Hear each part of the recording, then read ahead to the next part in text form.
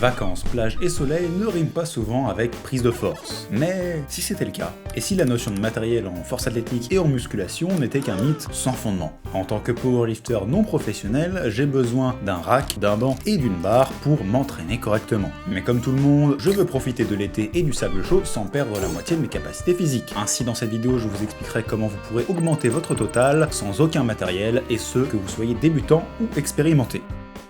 On ne peut pas cultiver la force et la croissance musculaire. Soit on prend la route du bodybuilding, soit on prend la route du powerlifting. Ça, c'est l'un des plus gros mythes dans le domaine de la musculation. Et d'ailleurs, il est bien représenté par les pratiquants, qui se divisent en catégories bien distinctes, qui ne se parlent, qui ne se croisent et qui ne se mélangent jamais. La science et le temps sous tension, ou la brutalité et les chaises de camping. Personnellement, même si j'ai toujours préféré soulever des charges importantes, depuis mes débuts et jusqu'à aujourd'hui, j'ai toujours vu un intérêt à incorporer une partie dédiée à l'hypertrophie dans mes programmes. Non seulement ça, mais ça a toujours diablement bien marché. Et je suis loin d'être le seul. Depuis quelques années, on a droit à la fameuse vague du power building, qui serait une manière de programmer qui nous permettrait d'obtenir le meilleur des deux mondes, la force d'un powerlifter et la carrure d'un bodybuilder. Et d'un point de vue purement biologique, ça a du sens. Puisque comme je l'ai dit dans plusieurs vidéos, les cellules musculaires réagissent à un stimulus, ce qui induit une adaptation musculaire, comme par exemple la croissance des cellules, donc plutôt de l'hypertrophie, ou bien la capacité à recruter plusieurs fibres musculaires d'un coup. Et dans ce cas-là, on parle d'efficacité musculaire ou de force. Pour être tout à fait honnête, je vous avais préparé des explications sur ce qui se passait dans le muscle à l'échelle moléculaire. Mais j'ai décidé de faire beaucoup plus simple pour que vous puissiez comprendre. Le grand prince. Pour faire très simple, même si vous voulez optimiser vos cellules pour la force ou pour l'hypertrophie, vous ne pourrez jamais être optimisé à 100% force ou à 100% hypertrophie. Simplement parce que votre volume musculaire doit augmenter si vous voulez augmenter votre force et inversement. Et avec ça, on sait que si on fatigue suffisamment de fibres musculaires, on augmente l'hypertrophie en travaillant la force. Et c'est avec ce dernier point qu'on va pouvoir attaquer le plus important de la vidéo. Comment est-ce qu'on peut fatiguer un maximum de fibres musculaires sur une fourchette de répétition relativement courte, donc de 3 à 8, sans matériel et donc sans charge? Eh bien, il y a une technique d'exécution des mouvements qui est parfaite pour ça, c'est l'explosivité.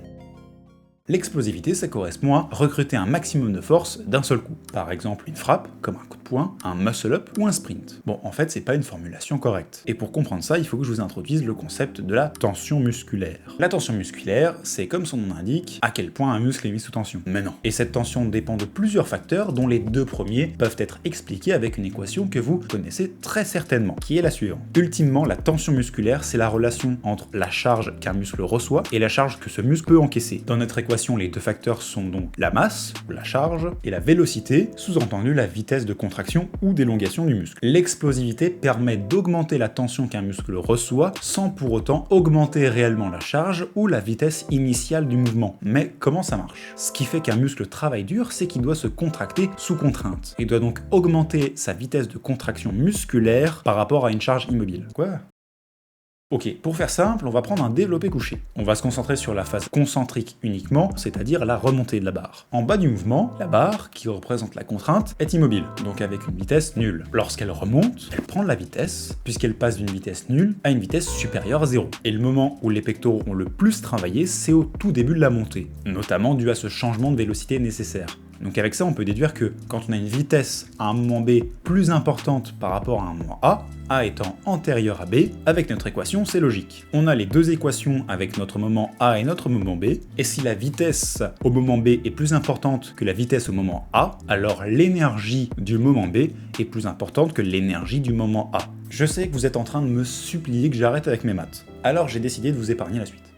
Non, je plaisante. Si on veut atteindre cette affirmation, il faut bien fournir l'énergie à la barre pour que ce soit effectivement le cas. Et c'est là où on reparle de tension et d'explosivité, puisqu'on ne peut pas faire en sorte que la masse, la charge, soit suffisamment importante pour pouvoir induire une adaptation musculaire, on doit le faire avec la vitesse de cette charge. Et plus l'énergie du moment B est grande par rapport à l'énergie du moment A, et plus la tension musculaire est importante, et plus le stimulus est important, et plus on pourra travailler la force. En pratique, ça veut dire que plus vous bougez vite dès le départ du mouvement, plus votre muscle encaisse de tension, et donc plus il doit s'adapter, même sans charge. Ainsi, le but de l'explosivité, c'est d'effectuer un mouvement concentrique le plus rapidement possible pour avoir un maximum de tension. Petite parenthèse, on pourrait encore plus augmenter cette tension en ayant une phase excentrique plus rapide. Comme ça, les forces qui s'exercent dans le mouvement au moment de A et au moment de B auraient des directions opposées, et il faudrait déployer beaucoup plus d'énergie pour pouvoir remonter la barre le plus rapidement possible. Je ne vous le recommande pas. Pourquoi, vous allez me dire? Un muscle étiré ne peut pas subir autant de tension qu'un muscle contracté. Donc augmenter la tension qu'il subit à ce moment-là, ça veut dire augmenter énormément le risque de blessure. Ça c'est d'une part. Et d'autre part, vous allez beaucoup plus utiliser l'élasticité tendineuse que si vous faites une pause en bas du mouvement. Donc vous allez moins recruter vos unités contractiles du muscle, donc vous allez moins recruter vos muscles. Bref, retenez ça avant tout. Pour avoir un mouvement explosif, faites une pause au moment où votre muscle est le plus étiré. Et faites en sorte que votre phase concentrique soit la plus rapide possible. Et pour éviter les blessures, et parce que ça sert pas à grand chose dans notre cas, évitez de travailler à l'échec complet. Maintenant qu'on a vu comment l'explosivité peut nous permettre de développer notre force et notre masse musculaire sans charge importante, on arrive au sujet préféré des Français, quels exos faire pour augmenter ses performances.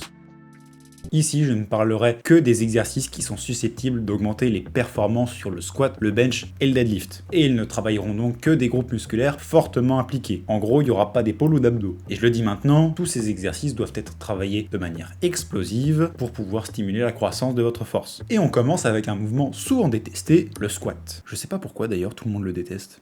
Bref, notre but c'est de cibler principalement les quadriceps, même si la chaîne postérieure est également impliquée. Pour ce mouvement, on a plusieurs choix. D'abord, on a le pistol squat. Assez dur, mais avec un bon focus quadriceps. Ça reste un mouvement assez similaire au squat, donc il est très intéressant. Pensez à vous aider d'une main pour l'équilibre, sinon ça va être plus compliqué que prévu. Niveau intermédiaire avancé. Ensuite, je vous propose le sissy squat. Mon dieu que cet exercice est bien. Ah là, pour ceux qui aiment l'étirement musculaire, vous êtes servis. Descendez lentement, en contrôle, et pareil que pour le pistol squat, aidez-vous de vos mains pour l'équilibre. Niveau intermédiaire. Et enfin, vous avez le squat. Il peut être sauté, il peut être assisté avec une chaise, ça peut être n'importe quoi. Le mieux, c'est si vous avez quelque chose à tenir dans votre dos pour simuler un vrai squat. Niveau débutant. J'ai dit enfin, mais il en reste un dernier qui cible aussi les fessiers. Oh, les fentes. Soit vous faites des fentes marchées, soit vous faites des fentes bulgares. Ça, c'est selon votre préférence. Et vous pouvez rajouter du poids dans vos mains avec des packs d'eau, par exemple. Niveau débutant. On continue avec notre deuxième focus d'intérêt, le bench. Il y a plusieurs groupes musculaires impliqués directement dans le mouvement, que vous connaissez sûrement d'ailleurs. Les pectoraux, les triceps et les deltoïdes antérieurs. L'avantage, c'est que ces trois groupes musculaires sont travaillés sur la plupart des exercices de poussée ensemble. On a pas mal de choix pour les travailler, mais je vais vous en proposer deux. D'abord, on a les dips. Pour moi, c'est un exercice